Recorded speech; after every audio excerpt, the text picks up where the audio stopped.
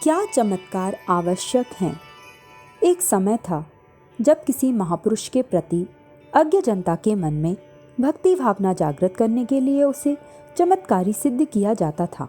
यह उचित भी था, क्योंकि विचार विज्ञान से अपरिचित दूर जंगलों में एकाकी जीवन व्यतीत करने वाले अल्पज्ञ लोग महापुरुषों और उनकी महत्ता का वास्तविक तात्पर्य समझने में असमर्थ होते थे। उनका मस्तिष्क इतना अविकसित होता था कि वे यह समझ नहीं पाते थे कि किसी प्रकार के विचार धारण करने वालों को ब्रह्मवेताओं को श्रेष्ठ समझना चाहिए। इस परिस्थिति में यही एकमात्र उपाय था कि उन अविकसित लोगों को यह बताया जाए कि अमुक व्यक्ति में अमुक प्रकार के अलौकिक चमत्कार करने की दैवीय शक्ति है, इसलिए वह श्रद्धास्पद है। ज़रूरत पड़ने पर किसी तरकीब से कोई चमत्कारी बात उन्हें दिखाई भी जा सकती थी, पर आमतौर से किंवदंतियाँ प्रचलित कर देने से यह कार्य आसानी से हो जाता था। हम पढ़ा और सुना करते हैं कि हमारे अमुक पूर्वज में अमुक प्रकार की चमत्कारी शक्ति थी।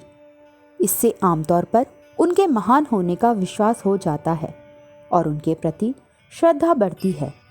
उस हद तक चमत्कारों संबंधी किंवदंतियों का महत्व भी है और उपयोगिता भी, परंतु वस्तु स्थिति का एक दूसरा पहलू भी है जिस पर विचार करने से प्रतीत होता है कि किसी समय किन्हीं लोगों के लिए यह प्रचार प्रणाली उपयोगी भले ही रही है, पर आज तो वह अनुपयोगी ही सिद्ध हो रही है। जिन महापुरुषों के महान जीवन कार्यों से अनुकरण का लाभ उठाया जाना चाहिए था, वह इनके चमत्कारी या देवदूत होने की आड़ में विलुप्त हो जाता है।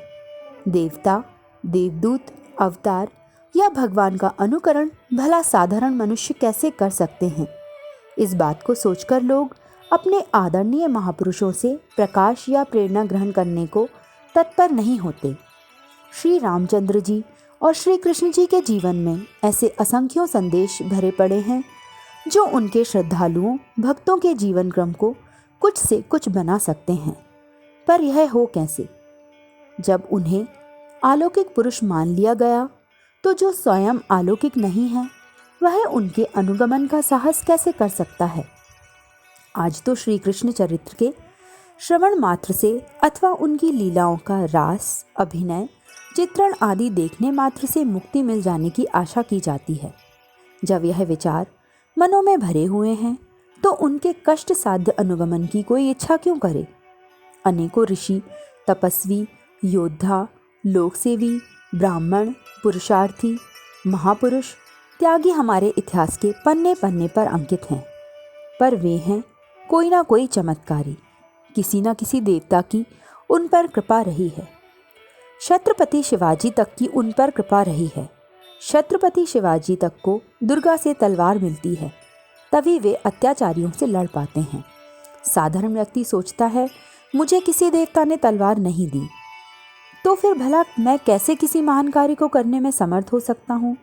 यह सोचते सोचते उसकी आशा और उत्साह की कलियां मुरझा जाती हैं। संसार के समस्त देश और समस्त जातियां अपने पूर्वजों से प्रेरणा और प्रकाश ग्रहण करते हैं, उनसे पद चिन्हों पर चलने का प्रोत्साहन प्राप्त करते हैं, पर हमारा चमत्कारवाद हमें इस महालाभ से वंचित कर देता है, विमुख बना देता है। अभी युग पुरुष विश्ववंद महात्मा गांधी का महाप्रयाण हो चुका है। इस महामानव ने जो महान कार्य कर दिखाए, युग को पलट दिया। उस महान चमत्कारों से विश्व के समस्त विचारवान व्यक्ति आश्चर्य से चकित हैं और उन्हें आज तक पृथ्वी पर उत्पन्न हुए सर्वश्रेष्ठ 5 महामानवों में से मानते हैं। पर हमारे पास 1 दर्जन से अधिक व्यक्तियों के ऐसे पत्र आए हैं जिसमें उन्होंने यह प्रकट किया है कि महात्मा गांधी में कोई चमत्कार नहीं थे। वे लिखते हैं, महात्मा गांधी अपनी मृत्यु का समय तक नहीं जान सके, मारने वाले की गोली को अपने योग बल से व्यर्थ नहीं बना सके, कोई ऐसी करामातें उन्होंने नहीं दिखाई जो अलौकिक होती। इन कारणों से वे गांधी को पहुंचा हुआ महात्मा नहीं मानते।